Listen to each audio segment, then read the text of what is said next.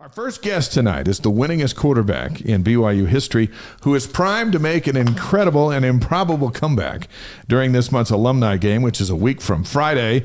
Please join us in welcoming back to the Wise Guys the great Max Hall, who had to tackle his computer, and he has won. Max, great to see you. Hey, thanks for having me on, guys. Good to be back. Max, did the computer have an Achilles injury? Like, what happened to the computer? Everything's falling apart over here. But let me tell you something, though. Hashtag comeback season, hashtag redemption. I'll be back there next week. Yes. We saw your tweet last month when they announced the date, and we were all excited about it. So let's just go back. How's the Achilles? Where are you at health-wise as we speak? Achilles is doing good. So obviously I'm about a year out from it. But it feels good, actually. So I'm excited to be there. I probably won't be taking very many drops. Definitely not going to be celebrating very much on the sideline for it this year. But I think it's going to be good enough for me to just kind of stand there and throw the ball around. So it should be fun. See, Max, if they do where you can't rush the quarterback and you can just stand there, like I'm actually thinking about coming back and playing. Is it because I'm not going to run around out there. But if we can make a rule where they're not allowed to chase the quarterback, I might even consider coming back out of retirement. Well, I think that rule has been made. Otherwise, I wouldn't be playing in it. Okay, so we're all waiting for you to come out and play. I mean, it's been the talk of the town. It's still not too late.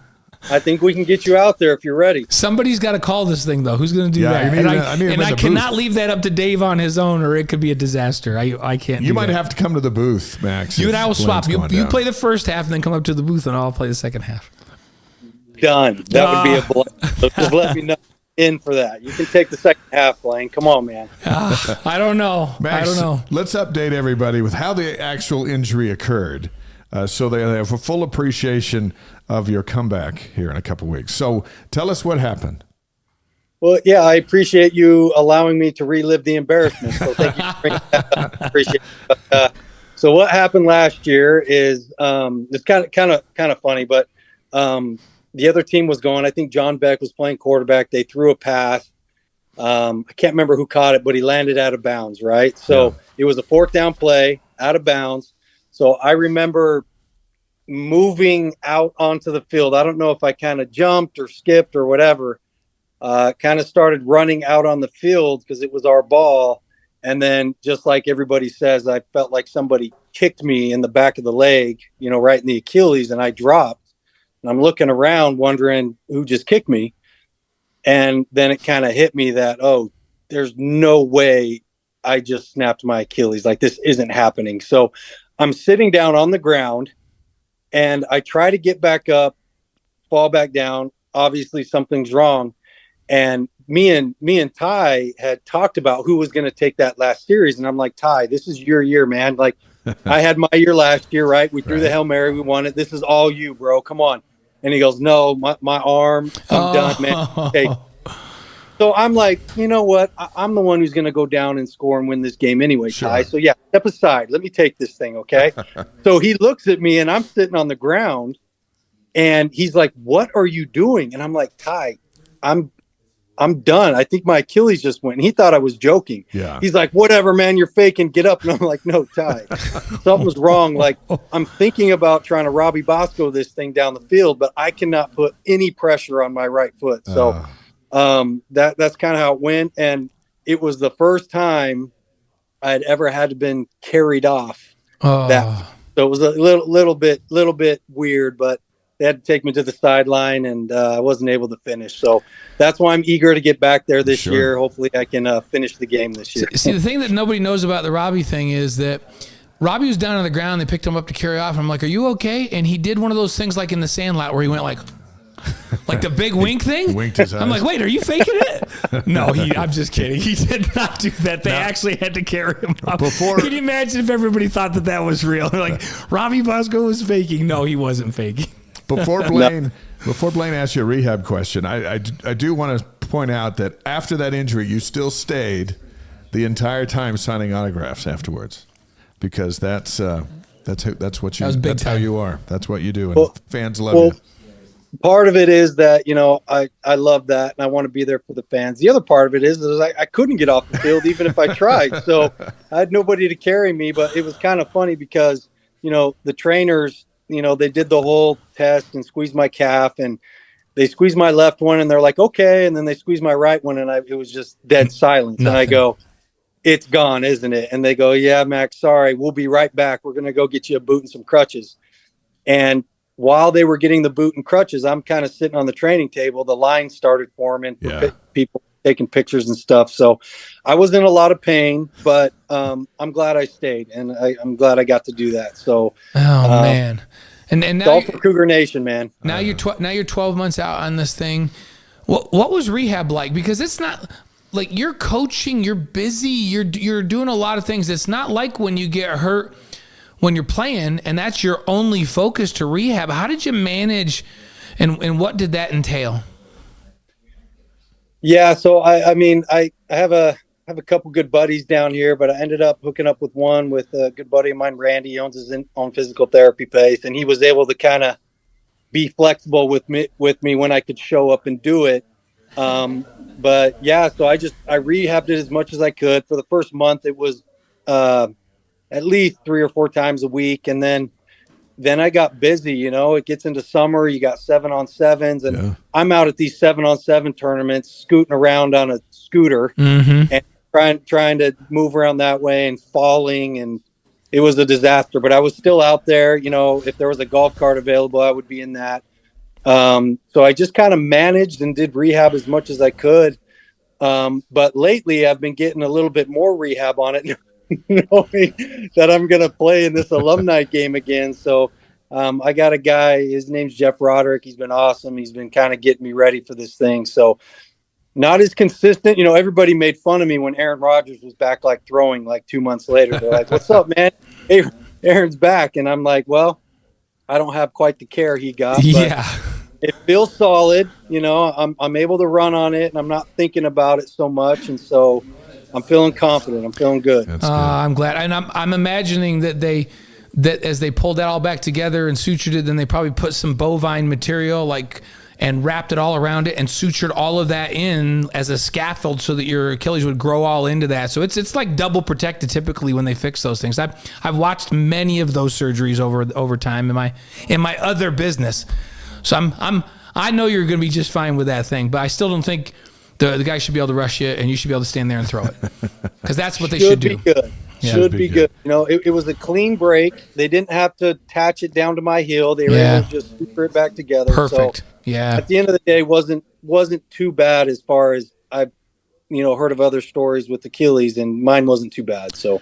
Max Hall is on the Wise Guys tonight, live on YouTube, Facebook, Twitch, and wisguys.com. We got viewers in Germany tonight. That's a new country for us. The Philippines, of course, all over the U.S. Well, who they haven't checked in from Colombia tonight yet. Yeah. Singapore. Singapore is usually in the house. So, yeah, when we say global, Max, we're serious about this thing. We're not messing around.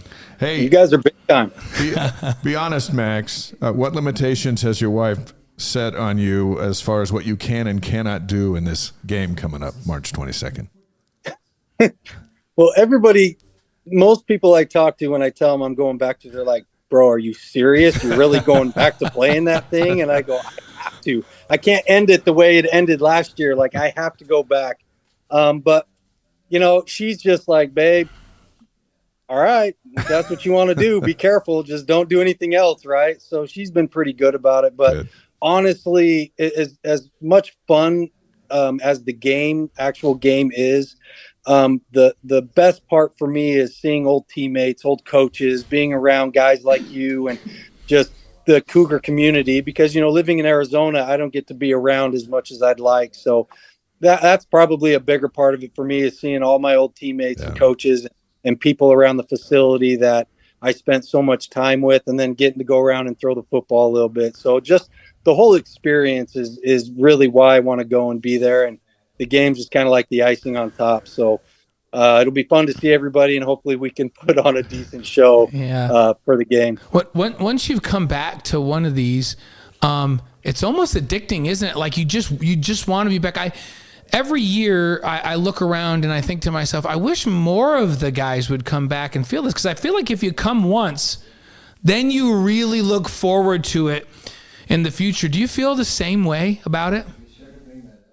100%. I'll come back every year if they'll have me, just for the experience. And, the fact that it's on BYU TV and you guys are there and you got Jerem down there on the field interviewing people, and there's always a great crowd there. It's a great atmosphere. I think BYU does a really good job putting on this alumni event. I'm excited to go watch practice before and kind of be around the guys a little bit and hang around. And, that's one thing I really appreciate about Kalani is he does such a great job with the alumni and making us feel like we're wanted and we're comfortable with coming around and being around the program. I think he embraces, the tradition and the, just the alumni of BYU. So I think everybody does a great job. And I agree. Once you're there, I mean, for me, I'd love to come back every year and just be part of it. So we just got to get more guys there. I was kind of giving Ty a hard time. He wasn't coming back this year. But I think the guys that are going to be there, it's going to be a lot of fun. I think we got some guys there that weren't there in years previous. So hopefully they kind of catch on. They get the vision.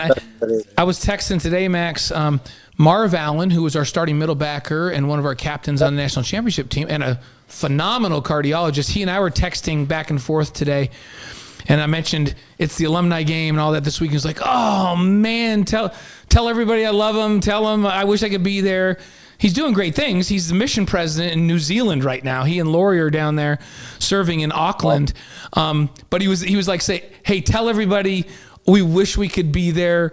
Give everybody our love. I mean, that's the way it is. You want to be here once you've been here. And Marv is an indication of that. It's really cool how once you've been part of this program, you're part of a family forever. And I love that. And I know you do too.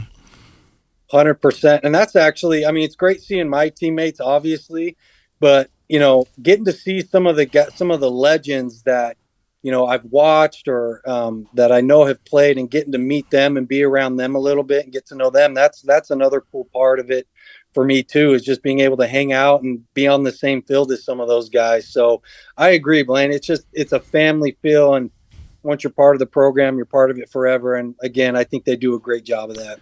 Weston's on the live stream tonight, says, Max Hall's one of my favorite Cougs. His story is very inspiring. Love hearing him speak. The great Max Hall on Wise Guys tonight. Let's talk about the quarterbacks, Max. We got Jake Heaps and James Lark on your squad. Opposite of you is Brandon Doman again, Jackson Brown, and here comes Riley Nelson. So what do you like about the matchup here? Well, it's not really a matchup. We're a lot better than they are. So we're gonna try to make it a game and then steal it at the end, probably just to make it exciting. And I feel bad for Coach Doman. He's never had to be on the other side of me, so it's gonna be a fun time. But obviously, I love all those guys. Got to play with James, got to play with and Coach Riley, and obviously Coach Doman being there. And so it's gonna be fun. Just everybody remember, we're all getting a little old. We're not quite as good as we used to be, but we're going to go out there and have fun and give it our best. But I kind of looked at the teams. We got to go against some of the young guys on the other team. Yeah. Have to manage, but I put my group up against anybody. So there'll be a little trash talk, but at the end of the day, we're going to have fun. I feel like Max, like Riley must know that they're undermanned, because word has it that he's been out having full-on practices and running routes and everything. And so he's obviously kind of feeling like, oh, man, we're going to have to make up the talent gap by executing. So any practices on your side so far, or is this just a Riley thing? Yeah, we talked about it, and the plan was just to show up and dominate like we normally do. We don't need to practice. We've all been there before. But it kind of makes me laugh because I think Riley's a little scared. I think a little nervous for this game. So we're just going to act like we've been there before and take care of business. But I do think that's hilarious if they've been having practices and throwing. That's awesome. Are you bringing your playbook back? Playbook's coming back. Nice. That's the third year. Still intact and ready to go. So it's kind of funny. We have a group chat and, in there, someone's like, is someone bringing a playbook? And I go, guys, come on, are you serious? I'm going to be the playbook's coming. So that famous little red binder, it's going to be back this year for sure. That's Love awesome. it. Max Hall on the Wise Guys with us tonight. 32 wins, the most of any quarterback in BYU history. to me, the most important stat for any quarterback is that Just one win. right there.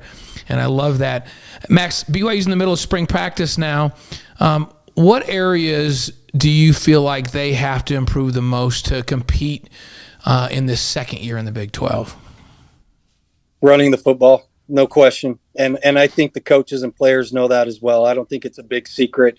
We were not good at running the football last year, and a big part of A-Rod's offense is play action. Well, if you can't run the ball, obviously play action is not going to work as well as you want it to. So I think running the ball, I think they need to develop a better quick game, maybe a better RPO system, just to be able to put defenses in tough situations instead of just maybe lining up with a 12 personnel or whatever and just smashing the football. I think they need to be a little bit more creative in the run game, which will open up some of those things in the play action. And then, obviously they need consistent quarterback play. So I'm actually really excited to get up there and check out the new quarterbacks that they have. I don't really know a lot about them yet. I'm excited to see them in person and get to meet them, but they need a great signal caller who can manage everything and make the plays when needed. But again, it comes down to running the football. And if it's going to be harder to do in the Big 12, but if they can establish some sort of a run game, I think it's going to open up other things in the offense. We had Connor Pay on the show a couple of weeks ago, the center, and with TJ Woods, the new offensive line coach, who's also the run game coordinator. Right. Connor thought that was a huge development for them. Yeah, I think so. I think they have some great people in place and the right people to get it done. So, I mean, I got faith in A-Rod and TJ and the new coaches that they have coming in, and they just got to put it together. They got to go to work. So I've kept up a little bit on spring ball, and I've seen some interviews by some of the coaches and players, and I think they're saying some of the same things. So the nice thing is that I think everybody's on board with what the mission is leading up to the season and the things that they have to get better at and where they need to focus their concentration. And so we'll see if they can get it done. I think they have the talent, and I think they have the right guys in place. So now they got to put it together. Connor was kind of telling us that they've been basically a zone team in the run game over the last several years. But he said that TJ brings more of an expertise in the counter and the power game. And so they've been running more. They're still going to run zone, right? But he said, we're running a lot more. We're pulling folks, and we're running a little more downhill, more counter and more power. And for folks listening at home, Max knows exactly what I'm talking about. But, plays where you pull the backside, you down block and you pull the backside, guarding the tackle, and you kick out and lead up, or you pull a one lineman and lead up with a tight end or an H-back. What's your thought on that? Is that something that, like, as you're coaching, you see more of in football, and is it good that BYU is going to have more of an emphasis on that next year in the run game? Yeah, I think so. I'm a big power counter guy, and different versions of it, and different ways that you can run it and get to it. A lot of it depends on the team that you're going against and the front that they run and the different things that they could do on defense to stop it. But I always think that power counter has to be part of your run game. And then you mix in zone. I mean, even in the high school, the first 4 plays we learn are power counter, inside and outside zone. That has to be your base. And I think that translates into college too. Now, defensive coordinators are getting better and learning on how to stop a gap scheme run, which power and counter are. And so you have to be able to coach it. And it sounds like they have the right guy in there that can coach it correctly and coach it against the different fronts or twists or blitz or whatever a team might bring. And if you can be really disciplined in the rules of power and counter, it's really hard to stop. And then you mix in your inside and outside zone. But I also think they need to do a good job of getting to it different ways, different formations, different motions, and then having RPOs and different things tagged to it, to where the teams are going to stack the box or put 7 in the box, that you have answers for it. To where you're not just trying to, smash against a 7-8 man box. You got to have other things attached to it that will put players in conflict. And so if A-Rod can kind of put that together along with a great O-line coach teaching a gap scheme, then I think you can be very successful with it. So I think that's going to be a nice addition to the zone scheme that they already run. Couple more questions with Max Hall as TJ Haas is going to join us live here in studio in just a couple of minutes. During his Cougar days, Max threw for 11,365 yards and 94 touchdowns. Now you're coaching football in Arizona, and we've got a big question because there was a major development down in Arizona. I read about it when I was in Arizona on the baseball broadcast a couple of weeks ago. So the juggernaut of Ty Detmer, Max Hall is no longer. What happened?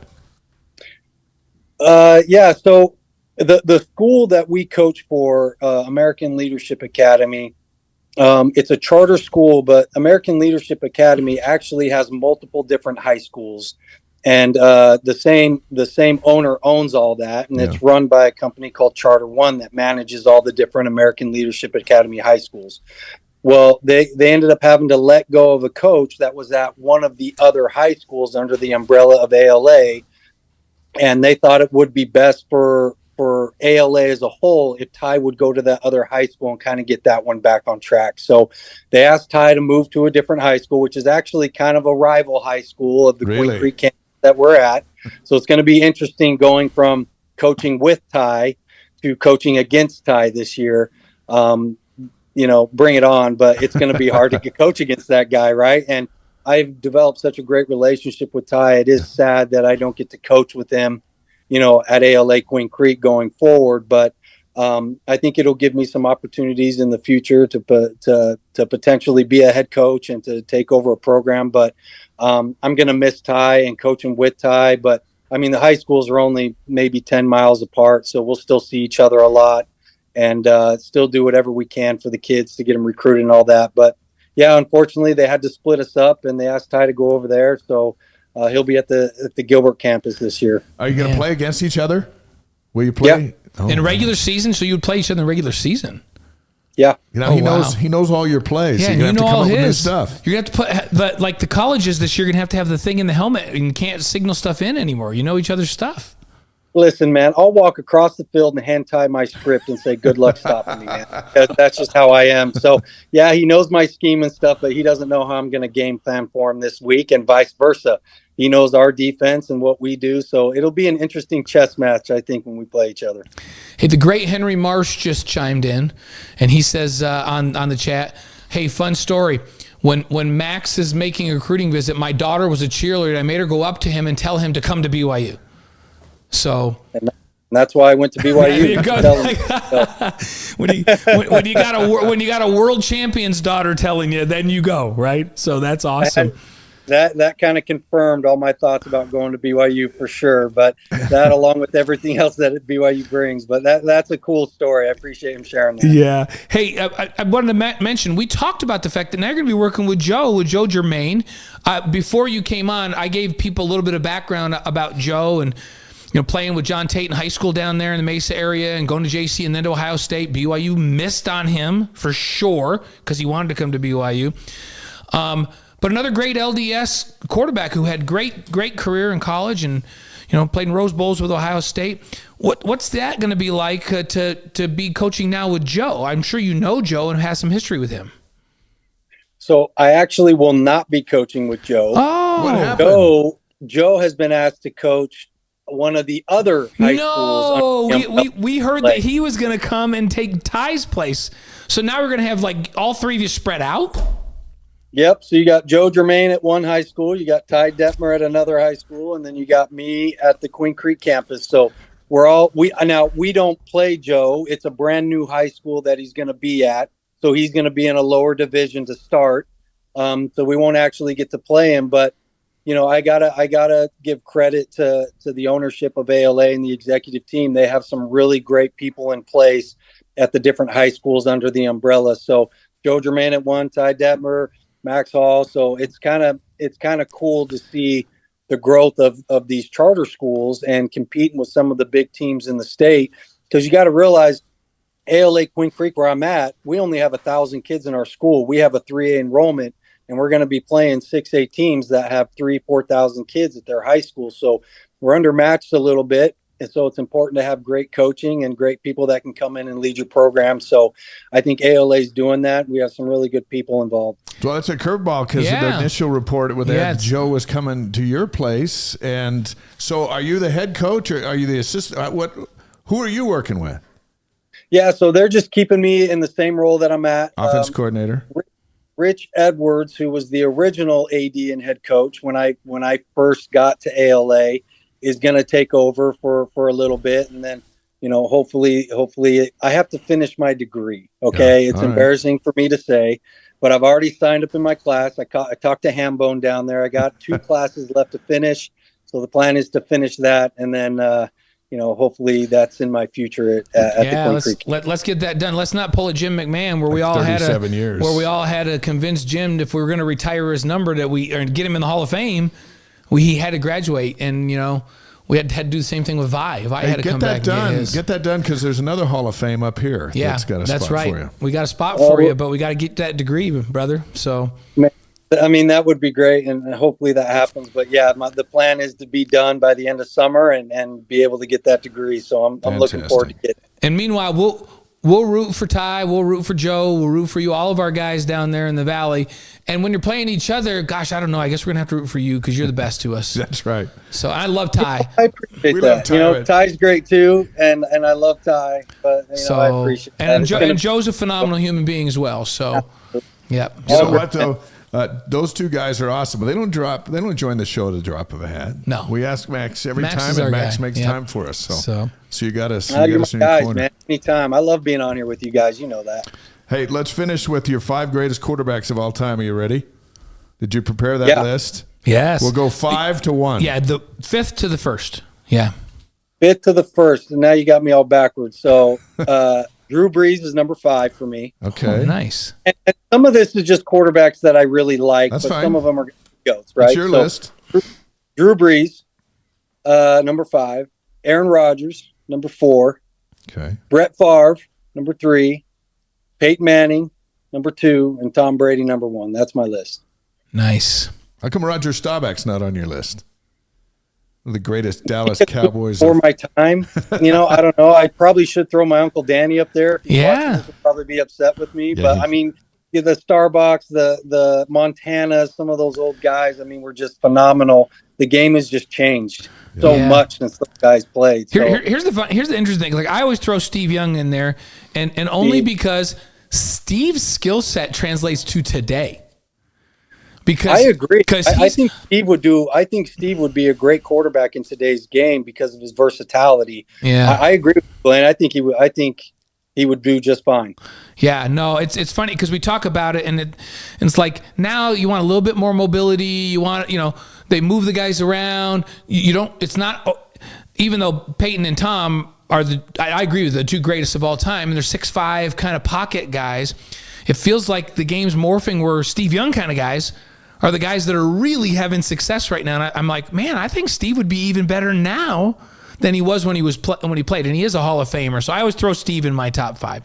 So you're right. I might have to throw him, him and Drew, maybe Drew Brees, something there. But I think you're right. I think Steve deserves to be up there. And I think you're correct. I think his game does translate, and he would do phenomenal in the different kind of run options, RPO stuff and quarterback run stuff that people do nowadays. He was such a phenomenal athlete and a great quarterback. So I agree with you, man. Steve's up there. I remember Mike Holmgren telling me that when Steve came from the Bucks, they did 40s, and he ran the 2nd fastest 40 time on the team after Merton Hanks. Like, he was faster than Eric Wright, the starting corner, and fast. Like, he was the 2nd fastest player on the team, ran in the low 4.4s. That's crazy for that time. And I think maybe people forget how great of an athlete he was. A lot of the kids nowadays, they never watched him play, and but guys like him those were the guys I watched growing up and watched highlight films on and stuff. So way better athlete than I think he gets credit for. Yeah, I love this list though, and that's a great list. And the GOAT Tom Brady, of course, number 1. Yeah. Hey, on the live stream, we'll finish with this. Max Royal Coug writes, great memories being in Dallas in the last row of the upper deck watching Max beat Oklahoma. a memory I'll never forget. You know, it's a good thing we won that game because I went in at halftime guaranteeing the win, and ESPN caught me on camera. So it's a good thing that we pulled it off. Otherwise, I'd have looked like a chump. But it was just a special night. The defense came to play. They had goal line stands and turnovers, and just Bronco had those guys ready to go. And then the offense just made plays, and that drive in the fourth quarter to go down and win it. So it was just cool. I remember our little sliver of BYU fans up there in that one corner, and then most of the plays being, the Crimson Red. And so first game ever played in that stadium officially. So it was one of those moments that, I'll never forget. McKay Jacobson in his hometown catching that touchdown pass in the back of the end zone. I mean, just phenomenal game. Great stuff. Awesome memories. Hey, we look forward to seeing you in a week from Friday under the lights for the BYU Alumni Game on BYU TV, the great Max Hall. We couldn't do this event if you weren't coming, so I think it's going to be awesome, and we are going to be watching you closely. We'll have 20 cameras on you to make sure you don't scramble, you don't run, you just stay there and throw. I'll get on a D lineman and tell him to leave you alone. So wait, Cinder and Jack said, "Hi, Dad, love you." Are those yours? Is that? It says Cinder and Jack say. That must be my daughter on here. Cinder and Jack they just got on there and they just said, "Hi, Dad, love you." So those are my two dogs, by the way. So that's why I'm saying it must be my daughter. She's the dog lover. I love that. We have those two dogs. We've never had. That's funny. We've never had animals on the live stream. That would be the first for us. This is our first animal pipe in. Max's dogs just piped in, Cinder and Jack, and said that they love their dad. There you go. That's awesome, Max. We'll see you soon. Max, see you next week, brother. Love you guys. Thank you. Appreciate Max. Great Max Hall coming back to BYU for another alumni football game. Hey,